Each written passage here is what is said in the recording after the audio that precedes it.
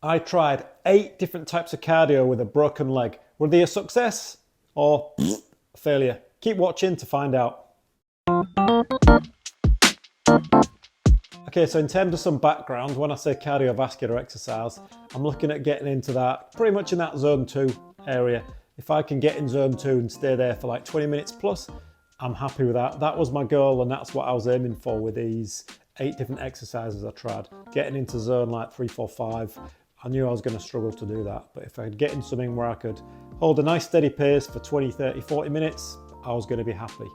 Now, first of all, I tried walking up a super steep hill with this.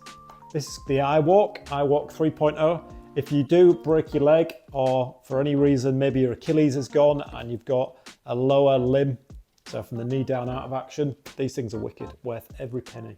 It's been a real game changer for me. It's allowed me to do so much more that crutches or one of them little scooters would never do. So I was walking around on this. Look, your heart rate's hardly even elevated when you're on this. So I thought, brainwave, if I start going up a super steep hill, it might get my heart rate going. It does, but finding a hill long enough to be sustained is difficult. And then the problem when you get to the top, you've got to turn around and go back to the bottom. It's not as easy going downhill on this in terms of the walking style, but in terms of heart rate elevation, it's not that high. So going up a steep hill, that was a fail number 1. Then I thought, I know, I've got an idea. When I take the dog for a walk in the morning, I was doing like KO2 in the morning with the dog, I'll carry a kettlebell with this, and it'll be a loaded carry, and hopefully the additional weight will elevate my heart rate. Never happened. To get a weight that's heavy enough to walk for 20 minutes solid, it's just too much on the forearm, so that was a terrible fail as well. So I got rid of the iWalk and thought, what else are we going to do? I had a comment on YouTube to try shadow boxing. So I thought, right, I'll have a go at shadow boxing. Problem is, on one leg, I can't balance for long enough. I'm all over the place. And I can't actually put enough weight on my bad leg to keep me going. So then I tried sitting on the Fitball and doing that.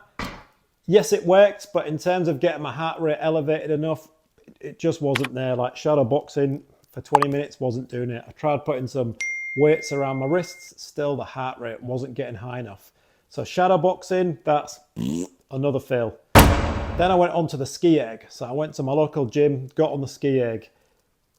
That would have worked, but again, I couldn't balance. So I was on one leg and I'm falling over all the time. I'm at a point now at 8 weeks where I'm starting to put a bit of weight on this leg, and I reckon I could get about 10 minutes in. I don't think I could put enough weight on the leg to stay balanced for 20 minutes. So depending on how your injury is, that might work, depending on if you can put weight on your injured leg. For me, that was a fail as well. Then I went on to the rower. That worked, so that is a thumbs up. What I did to get that working, my right leg, strapped it in as normal. On my left leg, the broken, I put that in the straps and I did it really loose, and I was hinging from the heel. And just going at a steady pace, I managed to get that going. Initially, after 10 minutes, first time I did it, it was pretty sore. So I stopped at 10, but then I was going back every week and increasing that. And now I can comfortably do 20 minutes on there. So that was a success for me. So rowing, yay! So what's that? 1 out of 5, I think, so far. After that, as part of my 8 I tried, I went onto the air bike. Now on the air bike, there's little pegs at the front where you can rest your feet. The problem is with a cast, it's constantly slipping off and then it's smacking the pedal that's going round. So it hurts your leg as it's smacking it, gets in the way, it's awkward.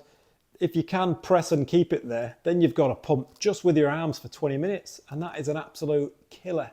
So air bike was a goner. That was a complete fail as well. Look, I'm a mountain biker. I like to get on the bike. When I can't get on the bike, I'm on the Zwift inside on the indoor trainer. I thought I'd have a crack at that, and I'll just go one leg round and round. I couldn't generate enough force with the one leg over a period of time to get my heart rate up and keep it elevated. So that never worked. Then I just rested my other foot, the bad leg, on the pedals, and as it was going round, it was kind of stuck on the pedals. Again, because I couldn't press down with my broken leg, I couldn't generate enough force to get my heart rate elevated into that zone 2. So the cycling was, that was a fail as well. Finally, so I've done 7 and only 1 has worked so far. Finally, I tried an old school weight circuit. So I did a circuit training session. So I can't really do a lot of lower body. But what I found worked for me was every minute, on the minute, I would jump up on the bar and I would do 5 or 6 pull-ups. From there, I would go into 5 or 6 bicep curls, and then I would do 10 press-ups. I found that on some minutes, I would have to do like a clap press-up to generate enough force to keep my heart rate elevated. But I could find that over like 20 to 30 minutes, I could slowly get my heart rate into that zone 2, and it would stay there over time, depending on just tweaking the exercise a little bit, how much force I went with, the speed I went with, and things like that. The only problem with that is, if you've seen my other video, I'm following a 4-day-a-week workout program now. And from doing the circuit training where I'm doing pull-ups, bicep curls, and a clap press-up, it impacts the workout I can do with weights for the rest of the week. So depending on what workouts you're doing, if any, while your leg's out of action, you just need to take that into account because it may or may not work for you. So there you go, there's 8 different types of cardiovascular exercise I tried to get me in that zone 2 training zone with a broken leg that I can't put any pressure through. For me, 2 of the 8 worked. If you can put about, I'd say about 50% pressure through your leg, you're probably going to get 4 of them that you can row between that's successful for you. And that is the row machine, the ski erg, the air bike, and then also a weight circuit. So depending on how you're feeling and obviously what your physician or physio says, give them a try, let me know how you get on, and I'll see you in the next video. Cheers for watching, see you later.